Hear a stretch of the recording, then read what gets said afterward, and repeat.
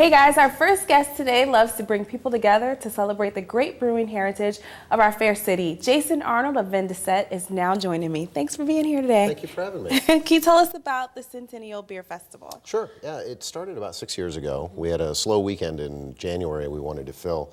And we thought, wouldn't it be fun to buy some beer, invite some people in, and we had a couple hundred people, maybe 4 local brewers, we got a lot of really good feedback on it. So we've built it every year. We've added some different things each year. We're now on our 6th year, and we're expecting a couple thousand people. Wow. So how has it grown from year 1 to year 6? Well, the first year, one session, maybe 30, 40 beers we were pretty excited about.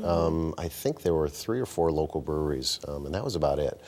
This year, we expect to have 20 to 25 local breweries. We have 3 sessions. We have 1 on Friday night, 2 on Saturday, 1 in the afternoon, 1 in the evening.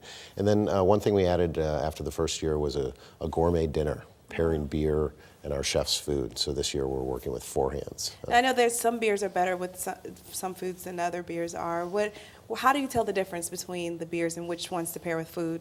That's a good question. So there's different taste profiles with beer, similar to wine. So some beer has a lot of hops to it, some beer has a lot of malt. Something like a stout would be really malty and maybe heavier. Those are really good with like chocolate and desserts. So we might see some stouts with the dessert pairing. Up front, you maybe want a little lighter beer. You like to go from maybe lighter to a little bit more intense as you eat. So now, what makes one lighter and heavy, a little bit heavier? Like a lager, for example, is a lighter. A pilsner is a lighter style beer. It's not too hoppy. It's not too malty. It's got a nice, refreshing crispness to it. So if you're a Budweiser drinker or even Bud Light, those are nice, crisp beers. Those are great to start off with. But you wouldn't want to taste a really heavy beer and then have a lager or pilsner after that, because you just really wouldn't enjoy it like that. Now, speaking of tasting, how many beers are there going to be for people to taste? Good question. So a couple hundred is what we're going to have there. We don't encourage people to drink that many in 3 hours, and we keep the glasses small. So this is a sample glass. We encourage people to drink maybe 1 or 2 ounces at a time. Spit it out, although few do, and then make your way around and try the beers that you haven't tried before.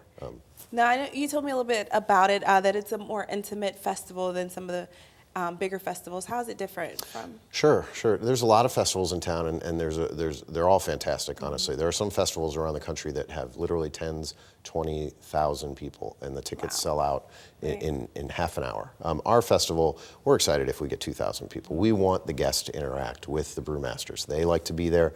They like to talk about their craft, and candidly, it's not about waiting in line and trying a little bit of beer and then getting back in line for the next one.